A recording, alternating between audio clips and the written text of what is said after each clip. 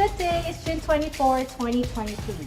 The Republican-controlled U.S. House of Representatives on Wednesday voted to censure Congressman Adam Schiff, a Democrat from California who was among the leaders in Donald Trump's impeachment over the Russian interference in 2016 election. I'm Esmeralda Padilla-Gould and welcome to The Pulse. And I'm Sam Buban. In a rare reprimand of a sitting lawmaker, Republican conference in the House delivered this rebuke of Adam Schiff for his efforts against former President Donald Trump. The vote was 213 to 209 with 6 only voting present. It was the culmination of a week-long push and bickering among Republicans in the House, led by freshman Congresswoman Ana Paulina Luna of Florida. The move appeared to have been delayed last week after a band of Republicans joined Democrats blocking a censure resolution from coming to the floor for a vote. It advanced on Wednesday after Congresswoman Luna made changes to the measure. It also was the height of a year-long campaign by the Republican members against Adam Schiff, who was targeted by the right for his unrelenting criticism of Trump's alleged ties to Russia and has become the chief adversary of the GOP on Capitol Hill when he led the first impeachment inquiry against Donald Trump. An unfamiliar scene on the House floor happened after the vote when Democratic members surrounded Schiff, chanting, "Adam, Adam," interrupting Speaker McCarthy's reading of the voting result. Schiff spoke and said, "Today I wear this partisan vote as a badge of honor and will repeat his past action of holding an out-of-control president accountable, and knowing that I will do so again in a heartbeat, if the circumstances should ever require it," he added. Congressman Adam Schiff is in a competitive Senate primary in California against 2 House colleagues. Therefore, he is not seeking to run for the same seat in 2024. Corruption in the U.S. Supreme Court is in the news again. This time, it's Justice Samuel Alito, a member of the conservative wing of the Supreme Court and appointed by a Republican president. ProPublica, who published a report on the corruption of Justice Clarence Thomas, of receiving gifts from big-time Republican donor and not reporting it in a federally required annual reporting for public officials, created a scandal when Justice Thomas did not recuse when a case involving the company of the said donor had a case that was heard by the highest court, as is customary for judges in the lower courts when they see or is perceived by others as having conflict of interest. Justice Thomas, who also did not recuse on many occasions when there are important cases involving Republicans that has connections to his wife, Ginny Thomas. Justice Thomas has ignored the pressure on him to resign from the general public and the lawmakers. The behavior of a judge not recusing from participating in a case is seen by everyone in the legal profession as unethical. The gifts to Thomas include scholarships and boarding house payments for his adopted son, coming from a big-time Republican political donor. And now Justice Alito is also defending himself preemptively from a not yet published report by ProPublica, which has now something to do with a private jet flight with Mr. Singer, a hedge fund operator in Wall Street, whose case against the government of Argentina ended up in the Supreme Court. Justice Alito took that luxury fishing trip to Alaska on a private jet with Mr. Singer and with a luxury accommodation in a lodge with luxury seafoods and expensive wines, none of which were reported by the public official. Who is next? What has become of the highest court? The last hope of our last line of defense in our unstable democracy has continued to receive a low confidence rating from its people. What a shame. It has become so familiar and become common that this corruption of public officials are more often than not comes from one party who thinks the law does not apply to them. As the U.S. Supreme Court, that is supposed to be our last line of defense to our democracy, gone rogue or so politicized by the Republicans? You be the judge of that.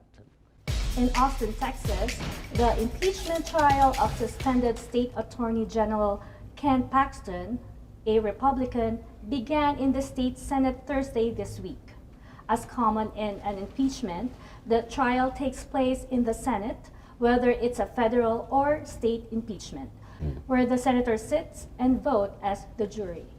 Ken Paxton, who was impeached by the State House of Texas on the basis of his retaliatory action against a whistleblower, and where the said whistleblower sued the state attorney general for firing him from the job, and won the case against Ken Paxton, was awarded by the court $3.3 million in damages. The attorney general asked the legislature the said award money to plaintiff. But the furious reaction of the state lower house resulted in Ken Paxton being impeached by the Texas House of Representatives. He was impeached by his fellow Republicans, with the Democrats joining them. What makes this a newsmaker for the week is that Ken Paxton's wife, State Senator Angela Paxton, will not recuse herself from the impeachment trial. Ethics dictate that this kind of conflict of interest, whereby her husband is a defendant, Senator Angela Paxton will not recuse. She asserted that she will perform her duty as a senator of the state of Texas, and that she will perform such duty as expected by the constituent of her district. What is wrong here is she will be a jury on her husband's trial. This is just unreal that this is becoming a normal thing for politicians on the right side of the aisle, and even the U.S. Supreme Court. And news from abroad, New Zealand Prime Minister Chris Hipkins disagreed with President Joe Biden's remark that characterized the Chinese leader Xi Jinping as a dictator. In a report by Reuters, Prime Minister Hipkins was quoted as saying, "No, and the form of government that China has is a matter for the Chinese people," Hipkins told reporters. Asked by a reporter whether the Chinese people had a say in the form of government, Hipkins responded, "If they wanted to change their system of government, then that would be a matter for them." The New Zealand Prime Minister is scheduled to visit China from June 25th to the 30th, leading a trade delegation that includes some of New Zealand's biggest companies. He will meet with Xi Jinping, Prime Minister Li Qiang, and Chairman of the Standing Committee of the National People's Congress, Zhao Leji. China hit back on Wednesday after Biden referred to Xi Jinping as a dictator, saying the remarks were absurd and a provocation, an unexpected flare-up following attempts by both sides to reduce tension.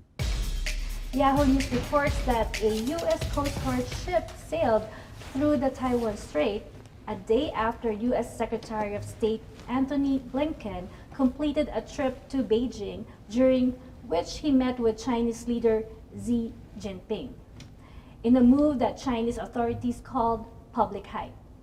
The U.S. Coast Guard cutter Stratton conducted a routine Taiwan Strait transit on June 20th through waters where high seas freedoms of navigation and overflight apply in accordance with international law, said the U.S. Navy's 7th Fleet in a statement Thursday. The ship transited through a corridor in the strait that is beyond the territorial sea of any coastal state, it added. China often maintains that the strait, which separates Taiwan and mainland China, is part of its exclusive economic zone, while U.S. and its allies regularly sail through and fly over the passage to emphasize their contention that the waters are international.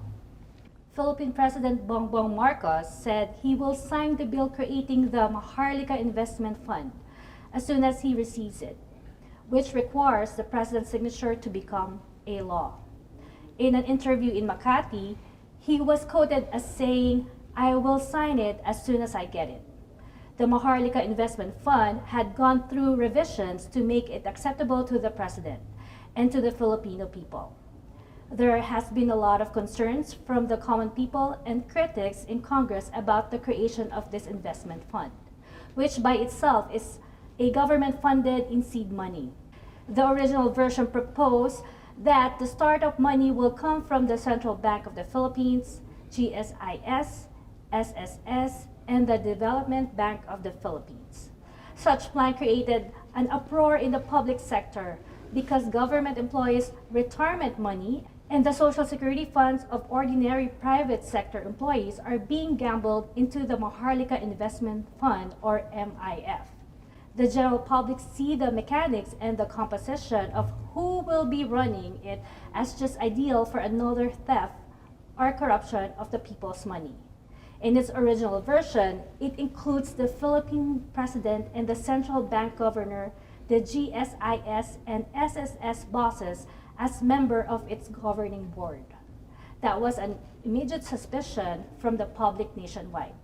The Philippine President asked Congress to remove him from the board of the Maharlika Fund in its revision, including not having the Central Bank Governor, GSIS, and SSS people on the board. That is just be professionally ran by the private sector and make it profitable without constant government interference. Other concerns from the financial sector has something to do with credit rating. That if this fund did not perform well, will that be included by global credit rating company in the credit scoring? Uncle Sam, what other important things our viewers should know about the Maharlika Investment Fund?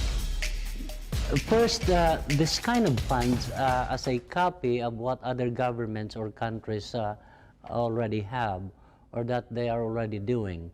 It's called a sovereign wealth fund. It is a fund owned by a government, funded by a government, and makes money for the government.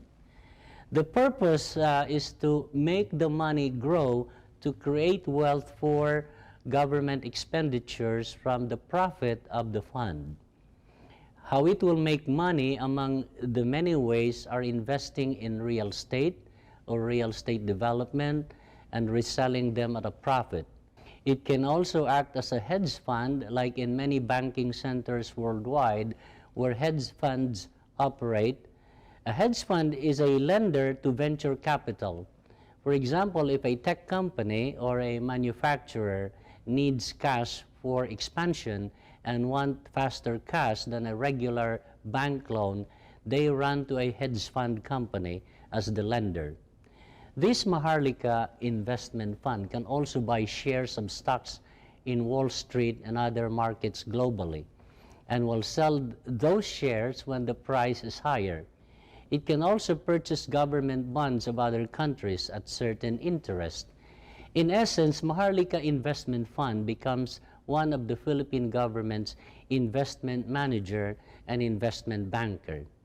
Here in the U.S., the states like Nevada has been investing some of its money in this kind of funds. Even Clark County has an investment portfolio that is overseen by the Clark County Treasurer, Ken Diaz. In this Maharlika Investment Fund bill, in its present form, GSIS and SSS money is no longer part of the capitalization. Mostly it will come from the profit of the Central Bank of the Philippines and the profits of PAGCOR, the Philippine Amusement and Gaming Corporations that operates casinos. So Uncle Sam, what can we highlight today on this massive Trump indictment? Well, as the special counsel Jack Smith told Americans to read the indictment and see, he means just don't rely on a trial by media that the defendant and his allies are already in full swing. So here's the indictment. Okay? And it took me a while, you know, in fact, I haven't finished the total, you know, details, reading the total details of this indictment, but I can show you some of them today. What is interesting is how really the team of Special Counsel Jack Smith and for all the informations they obtained, including testimonies at the grand jury in Florida, came up with this, you know, all the details of what is believed to be chargeable and what is not. And the way things were moving at the time is like a fiction. Okay, you think you're watching a movie. For example, how Trump lied to his attorneys, like, and page 25, paragraph 65. After Trump attorney 1, which would be Ivan Corcoran, finished sealing the red-welled folder containing documents with classification markings that he found inside Trump's boxes. A staff there, Walton Nauta, took Trump attorney 1, which would be Corcoran, to a dining room in the Mar-a-Lago club to meet with Trump. After Trump attorney 1 confirmed that he was finished with his search of the storage room, Trump asked, "Did you find anything? Is it bad or good?" And then paragraph 66 says, Trump and Trump attorney 1 then discussed what to do with the red-welled folder containing documents with classification markings and whether Trump attorney should bring them to his hotel and put them in a safe there. During that conversation, Trump made like a plucking motion, like, and as memorialized by Trump attorney 1 in a deposition, he made a funny motion as though, well, okay, why don't you take them to your hotel room if there's anything really bad in there, like, you know, pluck it out. And that was the motion that he made. He didn't verbalize it, or he didn't say that, according to him. And that evening, attorney 1 contacted the Department of Justice and requested that an FBI agent meet with him in Mar-a-Lago club the next day, June 3rd, so that he could turn over documents responsive to, in response to the subpoena, responsive to the May 11th subpoena. Also that evening, Trump attorney 1 contacted another Trump attorney, which is named in the indictment as attorney 3. This was the lady lawyer who would sign on the certification that things had been turned over, and asked her if she would come to Mar-a-Lago club the next morning to act as a custodian of records and sign a certification regarding the search for documents with classification markings in response to that same May 11th subpoena. Trump attorney 3, who had no role in the review of Trump's boxes in the storage room, agreed. The next day, on June 3rd, 2022, at Trump's attorney 1's request, Trump attorney 3 signed a certification as the custodian of records for the office of Donald J. Trump and took it to Mar-a-Lago Club to provide it to the Department of Justice and FBI. In the certification, Trump attorney 3, who performed no search of Trump's boxes, had not reviewed the May 11th subpoena and had not reviewed the contents of the red-welled folder, stated, among other things, that based upon the information that had been provided to her, a diligent search was conducted of the boxes that were moved from the White House, and B, the search was conducted after receipt of the subpoena in order to locate any and all documents that are responsive to the subpoena, and letter C, any and all responsive documents accompany this certification. So in essence, she was certifying to the authenticity that, or to the statement that all documents had been turned over, when she really didn't know if it was true or not. So, and then there was a movement of boxes that, you know, for example, shortly up in paragraph 71, shortly after Trump Attorney 3 executed the false certification on June 3rd, 2022, Trump Attorney 1 and Trump Attorney 3 met at the Mar-a-Lago Club with personnel from the Department of Justice and FBI. Trump Attorney 1 and Trump Attorney 3 turned over the red-willed folder containing documents with classification markings, as well as false certifications signed by Trump Attorney 3 as custodian of records. Trump, who had delayed his departure from the Mar-a-Lago, joined the Trump Attorney 1 and Trump Attorney 3 for some of the meeting. Trump claimed that the Department of Justice and the FBI that he was an open book. But earlier in the day, Nauta, this is Walton Nauta, one of the aides there at Mar-a-Lago in Trump's office, and others loaded several Trump's boxes along with other items on an aircraft that flew Trump and his family north for the summer. Meaning, even after you know, just signing the certification that everything had been turned over, Trump ordered Nauta to, why don't you load the boxes to the airplane, to, you know, to the private jet. They were gonna fly to Bedminster, New Jersey, and you know, the deception here and the effort to conceal is very clear. Oh, just have it certified that, you know, everything had been turned over, and then on the same day, why don't you load those boxes? I want to take it with me to up north. I think he was talking about Bedminster, their golf course in Bedminster, New Jersey. And so the FBI, you know, and the Jack Smith's team had seen the video footage when they were moving those boxes out of the same or another storage room.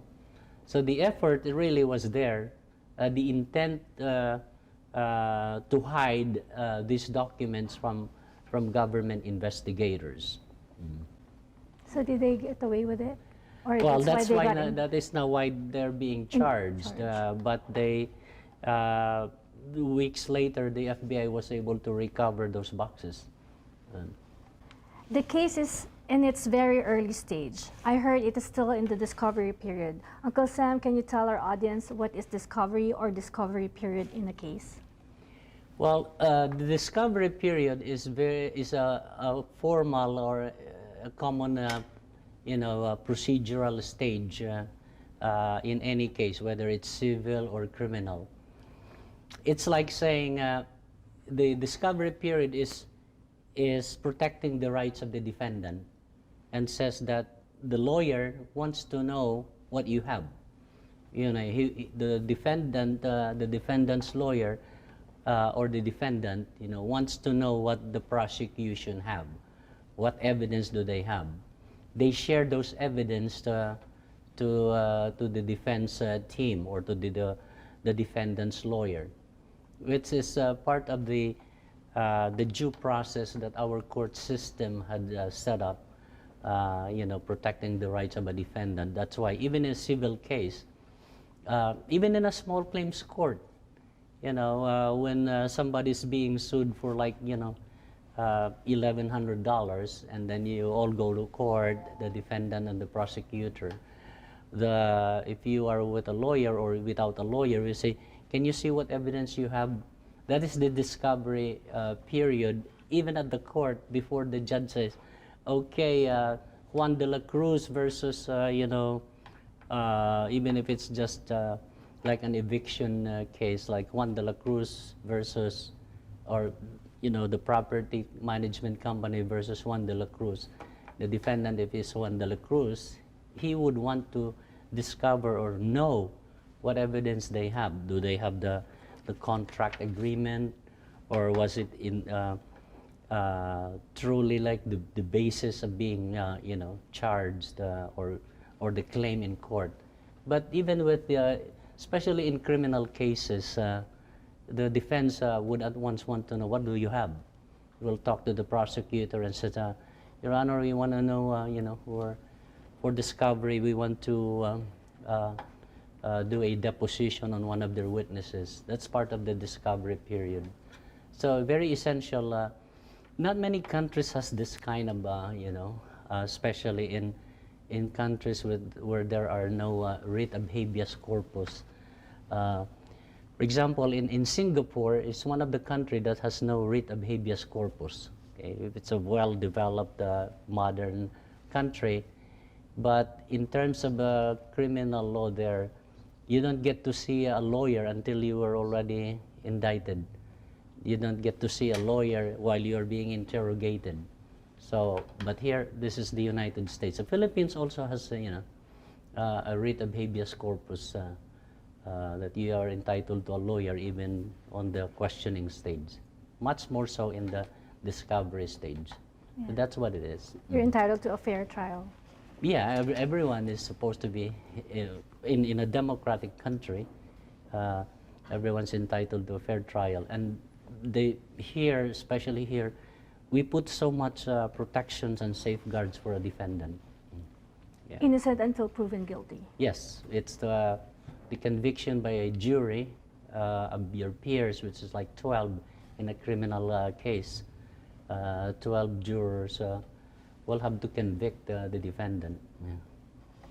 We're just out of time here at The Pulse. Please join us again next Saturday. I'm Esmeralda Padilla-Gould. Thank you for watching. And I'm Sam Buban. Thank you, and God bless your week.